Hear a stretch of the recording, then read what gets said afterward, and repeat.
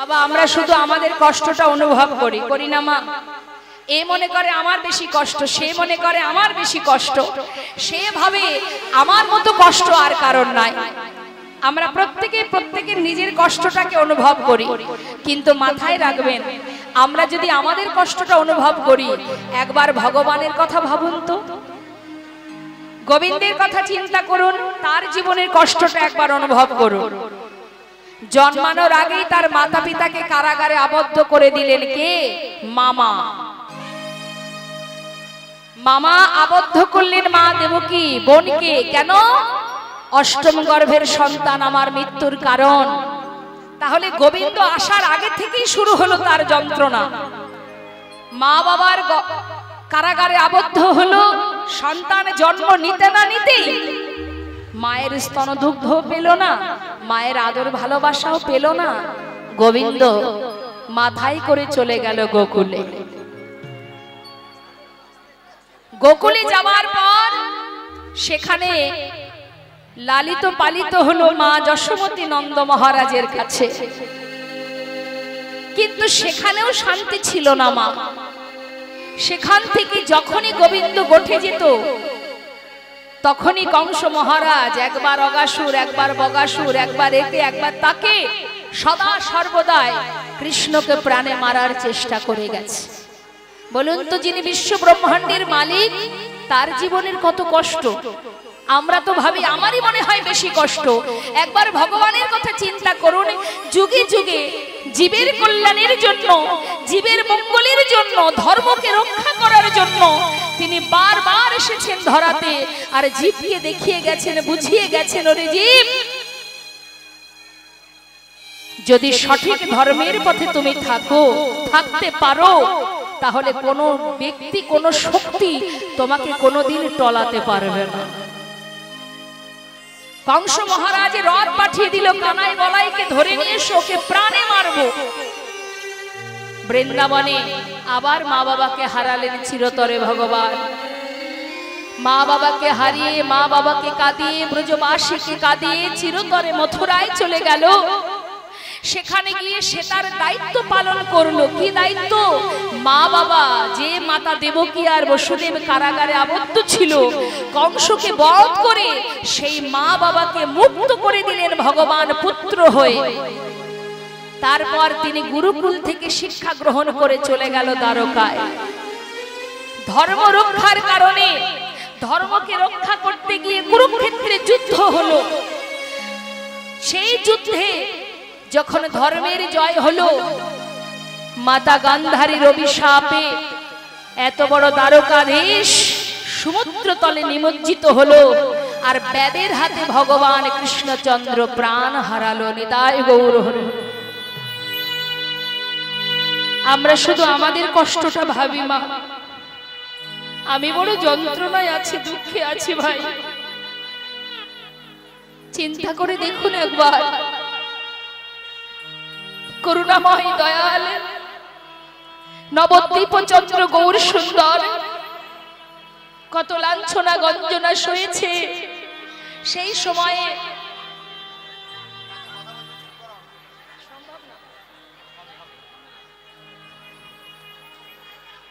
আমি আপনাদের বলবো, দেখুন, আপনাদের মধ্যে যদি এত কথা চলে, তাহলে আপনারা কৃষ্ণ কথার আয়োজন কেন করেছেন?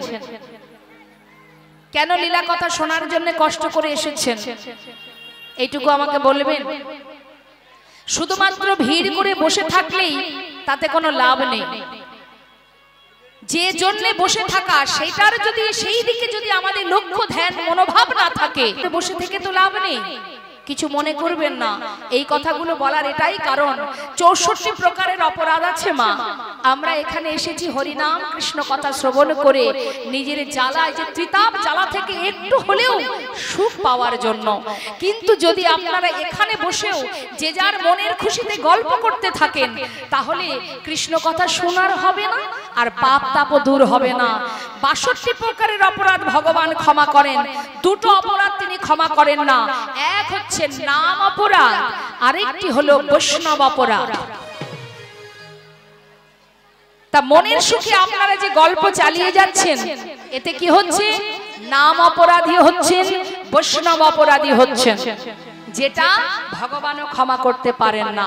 আমি বলবো, যদি আপনাদের অতি অবশ্যই যাওয়ার প্রয়োজন হয়, চুপচাপ আপনারা আপনাদের মতো একজন একজন করে বেরিয়ে চলে যাবেন, কিন্তু মুখটা বন্ধ করে কথা বলা যাবে না। আমি কেন, এর পরেও আরো লীলা হবে, এর আগেও হয়েছে। আগে পরিবেশ তৈরি করতে হয়। সুন্দর পরিবেশ তৈরি না করলে, জায়গা যদি পরিষ্কার না হয়, পবিত্র না হয়, শুদ্ধ না হয়, সেখানে ভগবান থাকবে না, তাই না? দিবস রজনী আবল তাবল পাচাল করিতে পারো, কিন্তু তাহার ভিতরে একবারও কি গোবিন্দ বলিতে নারো। ঘরে বসেও আলোচনা, এখানে বসেও অন্য কিছু আলোচনা, কি হবে? সময় চলে যাবে। এত টাকা পয়সা আপনারা এই হরিবাসরের জন্য যে খরচ করেছেন, দুটো হরি কথা শুনলে কি হয়? জীবের কল্যাণ, সমাজের কল্যাণ, মানুষের কল্যাণ।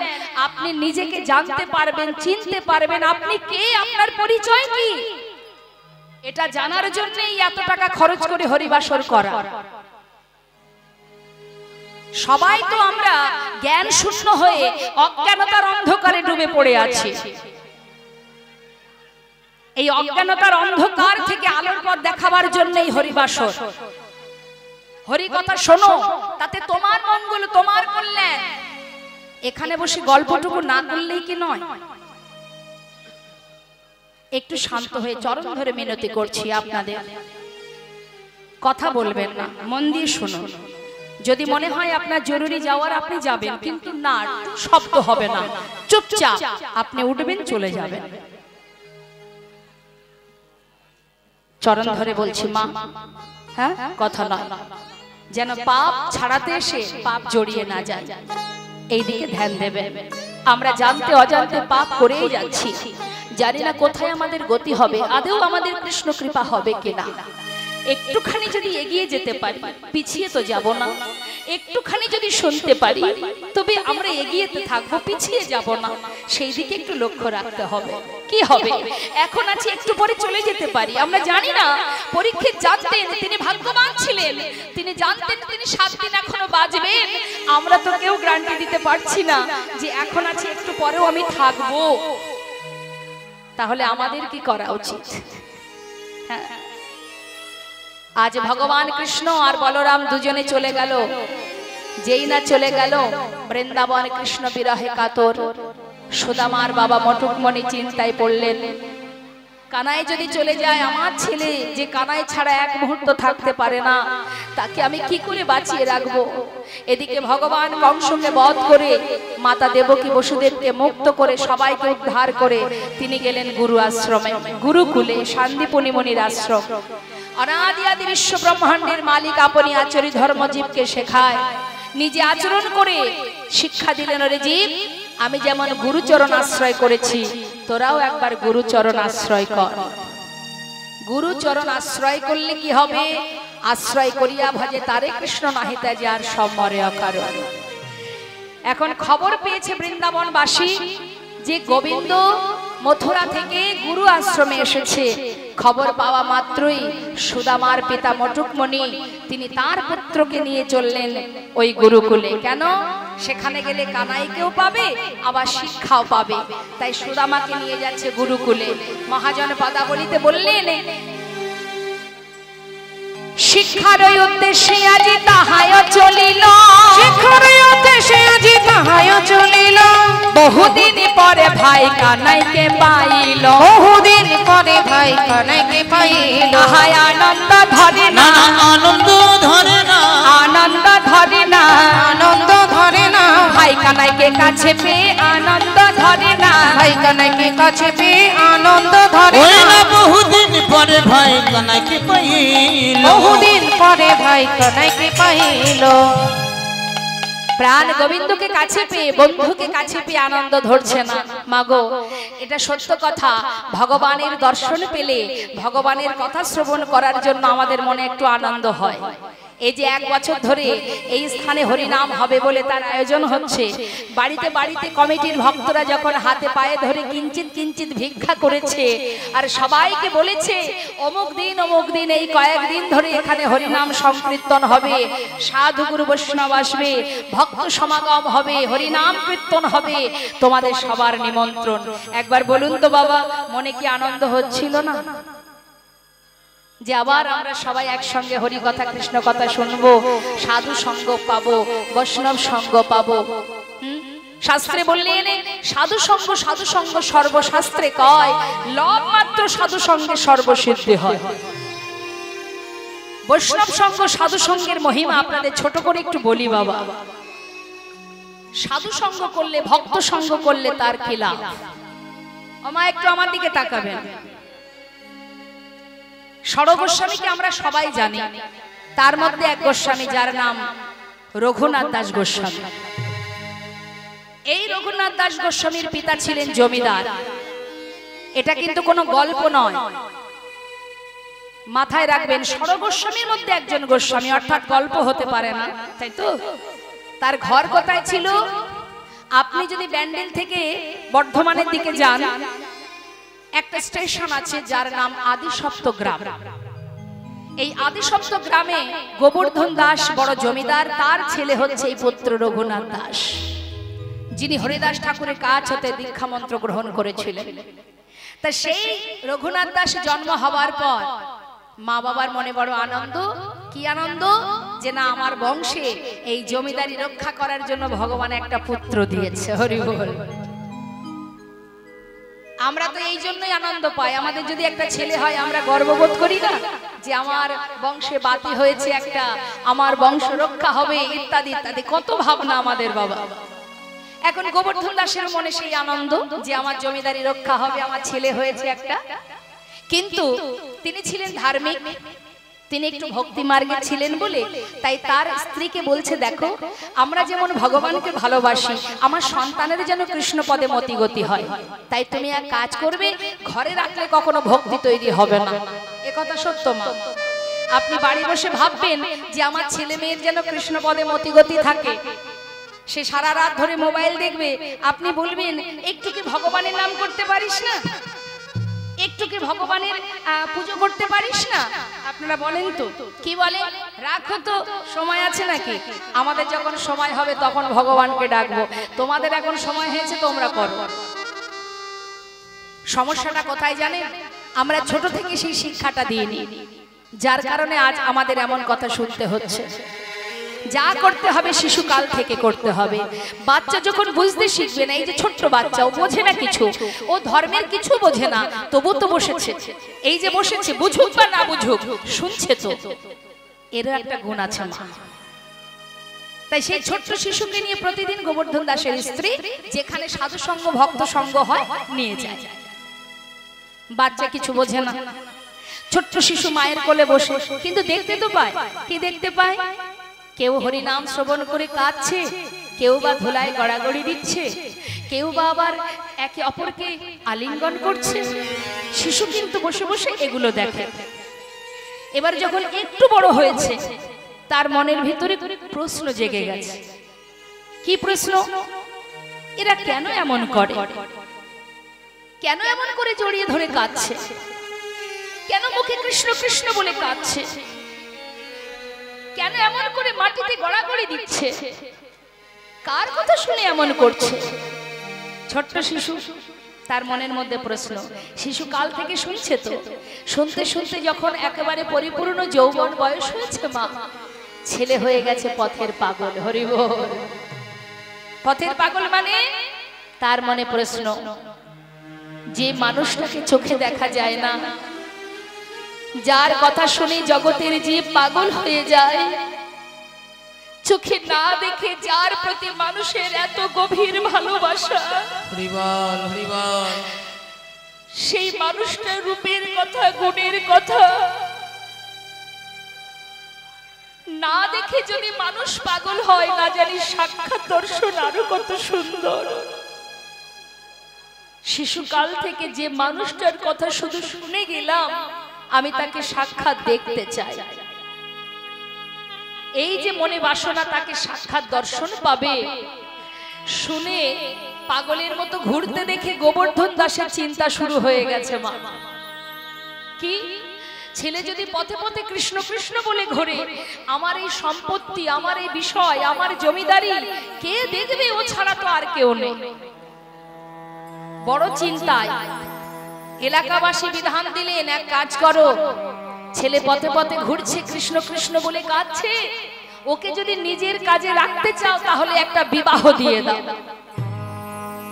বিবাহ দিলে কি হবে? স্ত্রীর ভালোবাসায় তোমার পুত্র হয়তো ঘরে বাধা পড়ে যাবে। গোবর্ধন দাস দেরি না করে এক সুকন্যার সন্ধান করে, দেখুন মা, ধর্মে কত বাধা। ভক্তির পথে কৃষ্ণ পদে মতিগতি করতে গেলে প্রত্যেকটা পদে আমাদের সাজা পেতে হবে। আর এই সাজা পেতে পেতে যদি আমাদের পদস্খলন না হয়, যদি হাজার বাধাকে আমরা উপেক্ষা করতে পারি, তবেই কিন্তু গোবিন্দ তোমার সহায় হবেন। কি করেছে? তাকে বিবাহ দিয়েছে। বিবাহের পর নতুন বৌমা আর পুত্রকে ঘরে এনে বিবাহের পরের দিনকে কি বলে? কাল রাত্রি বলে। তো আছে নিয়ম, এদিকে আছে তো। কাল রাত্রিতে শ্বশুর মশাই ডাকছে, মা তোমাকে আমার ঘরের পুত্রবধূ করে এনেছি, কেন জানো? আমার ছেলে শিশুকাল থেকে এমন একটা মানুষের কথা শুনেছে, যার কথা শুনে আজ আমার ছেলে পথের পাগল হয়ে গেছে। মা তোমার ভালোবাসা দিয়ে আমার সন্তানকে তুমি বেঁধে রেখো। বাবা আমি চেষ্টা করব।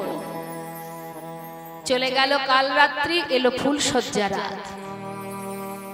আনন্দের মুহূর্ত, সুখের দিন, সংসারের প্রথম শুরু যেদিন থেকে, সেই দিন শয্যা ঘরে বসে বসে, ফুল শয্যা ঘরে রঘুনাথ দাস নয়নের জলে বুক ভাসিয়ে কাঁদছে।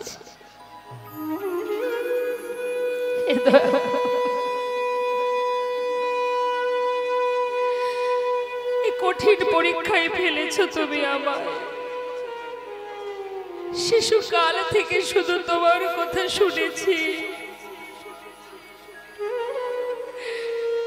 বহুদিনের বাসনা, যাকে এতদিন শুধু শুনেই গেলাম, একবার তাকে দেখব। আর কত পরীক্ষা নেবে? কেন তুমি এমন কঠিন পরীক্ষায় ফেলেছো দয়াময়? তবে তুমিও জেনে রাখো প্রভু,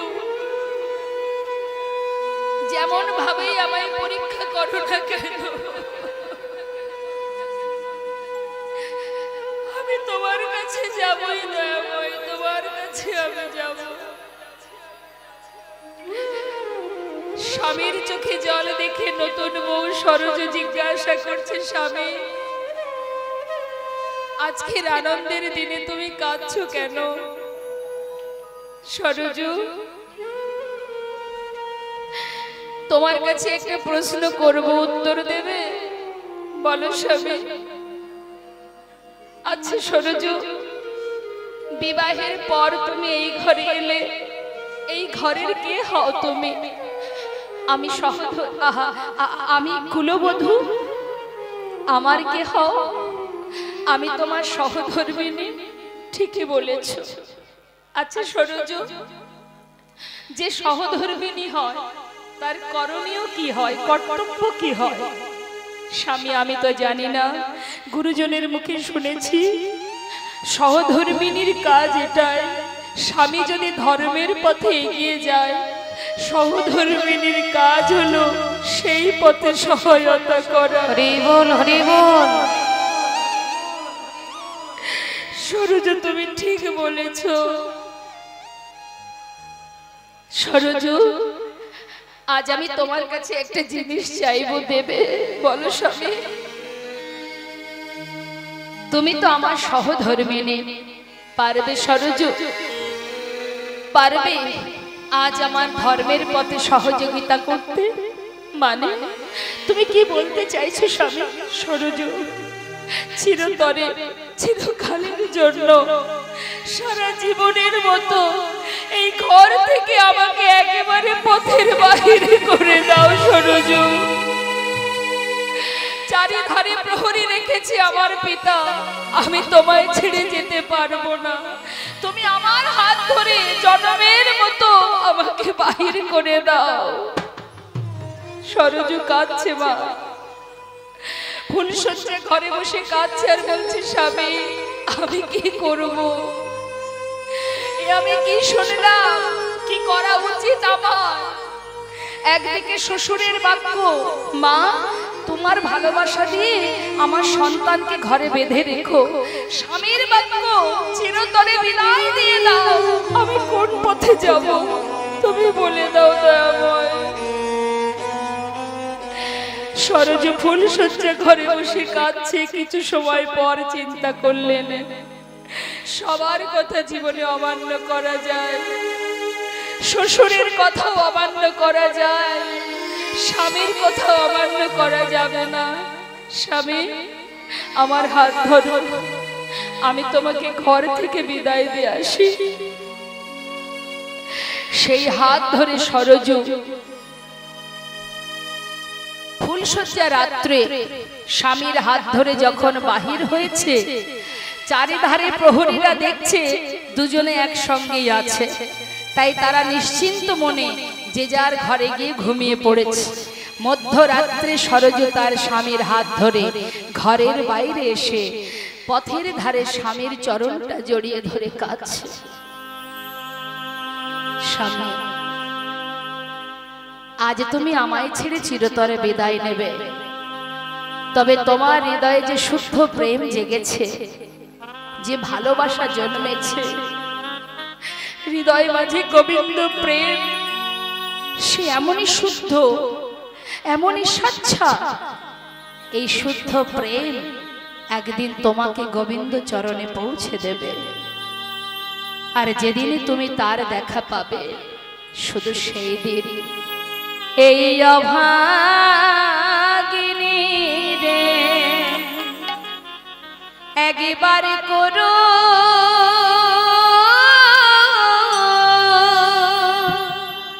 করো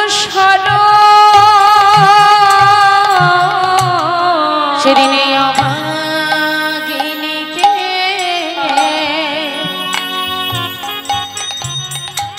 একবার করো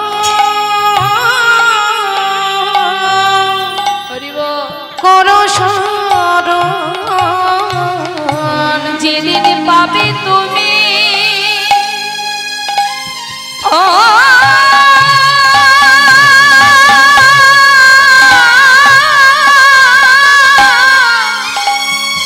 ওই গোবিন্দ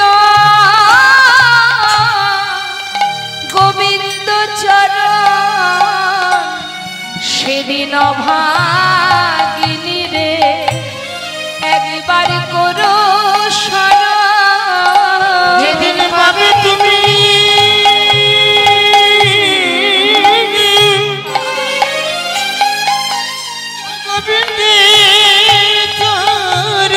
স্বামী তোমার কাছে আমার এই নিবেদন, যেদিন পাবে তুমি গোবিন্দ স্বামী গো তোমার কাছে এই নিবেদন, তুমিও গোবিন্দ চরণ, যেদিন পাবে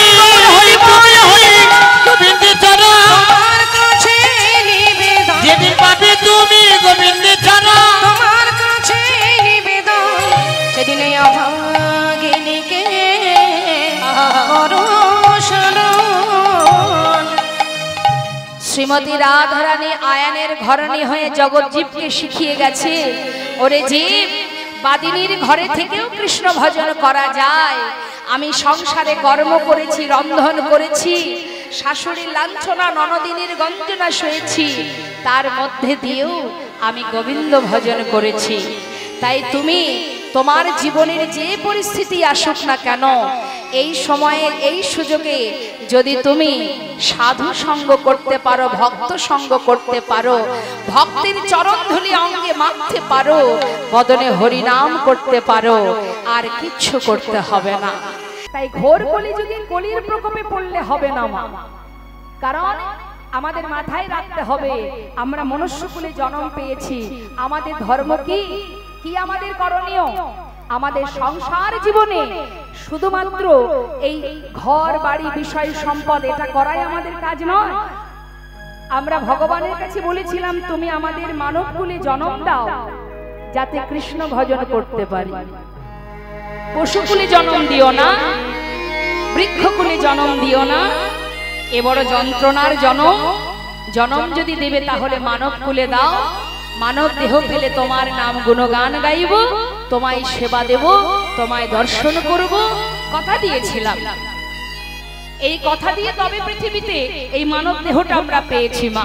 কিন্তু এই মানব জন্ম পাওয়ার পরে যদি বারবার আমরা সেই ভুলই করতে থাকি তাহলে আবার পুনরায় মনুষ্য জন্ম আমরা পাবো না। একমাত্র কলিযুগে যদি কোনো মানুষ একবার ডাকার মতো ডাকে ভালোবাসতে পারে, সেই জীব আবার পুনরায় মানব জন্ম পাবে। কিন্তু যদি জীব ভগবত ভক্তি করতে না পারে সে কিন্তু মানব দেহ আর পাবে না, তাকে আবার ৮০ লক্ষ জনি কীট পতঙ্গ পশু পাখি জন্তু জানোয়ার হয়ে জন্ম নিতে হবে। তাহলে মানব জন্ম পেয়ে যদি হরিভজন না করি তাহলে তো আমরা আর আপন ঘরে ফিরতে পারবো না। এই বিশ্ব ব্রহ্মাণ্ডে আবার গোলক ধাঁধায় ঘুরে বেড়াতে হবে, পশুকুলে কীটকুলে জন্ম। তাহলে একবার বলুন তো মা, এ জন্মে যদি তার কৃপা না পাই, যখন পশুকুলে বৃক্ষকুলে আমরা জন্ম পাবো তখন আমাদের উদ্ধার করবে কে? কে উদ্ধার করবে? তখন আর উদ্ধার হতে পারবো না। তাই এটাই সুযোগ, এই হচ্ছে সময়। হরি বলার বদন পেয়েছো, সেবা দেওয়ার হাত পেয়েছো, বলার শক্তি পেয়েছো, দেখার শক্তি পেয়েছো, হৃদয় মাঝে ধরে রাখার সুযোগ পেয়েছো, বৈষ্ণব সঙ্গ সাধু সঙ্গ ভক্ত চরণধুলি অঙ্গে মাখার উপযুক্ত জন্ম পেয়েছো। এই জন্মে যদি হেলায় সময় নষ্ট করে ফেলো তাহলে তোমাকে আবার ৮০ লক্ষ জনম এই পৃথিবীতে কীট পতঙ্গ বৃক্ষ ইত্যাদি ইত্যাদি যত কিছু আছে সেই কুলে আমাদের ঘুরে বেড়াতে হবে। এটাই সুযোগ বাবা, একবার হরি বল বলো। এ কথা তো আমরা সংসারে বলে আসিনি ভগবানকে, হে দয়াময় যদি আমাকে মানব কুলে জন্ম দাও, ঘর বাড়ি করব, গাড়ি করব, ব্যাংক ব্যালেন্স করব বলেছি। কি বলেছি? যদি একবার জন্ম দাও, হরি বলার বদন দাও, ভাবে কি তোমার নাম করব। কিন্তু হলো না, হলো না বাবা। বালি আর চিনি মিশিয়ে দিলে যদি পিপিলিকা ছেড়ে দেওয়া হয়, পিপিলিকা ওই বালির ভিতর থেকে চিনিটাকে বের করে নিয়ে আসে। কলি যতই আমার পিছনে থাকুক না কেন, আমি যদি আমার সঠিক পথে থাকি কলি আমাকে কিচ্ছু করতে পারবে না, তাই তো? কিন্তু আমরা সর্বদাই কুমন্ত্রণায় চালিত হই, যার কারণে বারবার আমাদের জীবনে পদস্খলন হয়, বারবার আমরা ভুল পথে অগ্রসর হই, আর ভুলের মাসুল আমাদেরই গুনতে হয়। কিছু কিছু মানুষ আছে আমাদের হিন্দু সমাজে যারা ভুল করে বাবা এই সনাতন ধর্ম পরিত্যাগ করে অন্য ধর্মে চালিত হচ্ছে, কিন্তু তারা জানে না যে এটা আমরা কি ভুল করছি। দুদিনের জন্য যে পথেই যাও না কেন, যেখানেই যাও না কেন, আমাদের আদি ধর্ম সনাতন ধর্ম তোমাকে ঘুরে ফিরে আবার এখানে আসতে হবে। যার থেকে সৃষ্টি জগতে যত রকমের ধর্ম আছে সব ধর্মের উৎস হলো আমার সনাতন। নিতাই গৌর হরি বল হরি বল। তাই নিজের পিতাকে আগে চিনতে শিখতে হবে মা, নিজের পিতাকে, আমার পিতাকে, যিনি বিশ্ব পিতা, যিনি জগতের জীবের পিতা, যিনি সৃষ্টিকর্তা, সেই অনাদি আদি গোবিন্দ। নিজের পিতাকে যদি চিনতে না পারে সন্তান, তার জীবনটা কি হয়? পথে পথে কাঁদতে হয় বাবা। তাই নিজেকে আগে জানতে হবে, আমি কে আমার কেন মরে যারে তপত্রয়, ইহা না জানি জীবের কইছে হিত হয়। তাই শাস্ত্রে বলছে, হে জীব কিচ্ছু নয়, একবার বদন ভরে কলিহত জীব, তোমরা কলিযুগের যে ধর্ম, কলিযুগের যে নাম মহামন্ত্র, সেটা একবার জপ করো, আর কিচ্ছু করতে হবে না। অপবিত্র পবিত্র বা সর্ববস্তাঙ্গত বিভাজন সাড়ে পুণ্ডরিকাক্ষ সবার জপ ভক্তর সূচি। আপন আপন গুরুচরণ আশ্রয় করো, বদনে হরিনাম করো, যেখানে থাকবে যেভাবে থাকবে কোনো দুঃখ নেই। হাতে কাজ করছো, মুখে তো হরিনাম করাই যায়। হ্যাঁ, এর জন্য তো সময় সীমা লাগে না মা, তুমি কাজের মধ্যে দিয়েও হরিনাম জপ করতে পারো।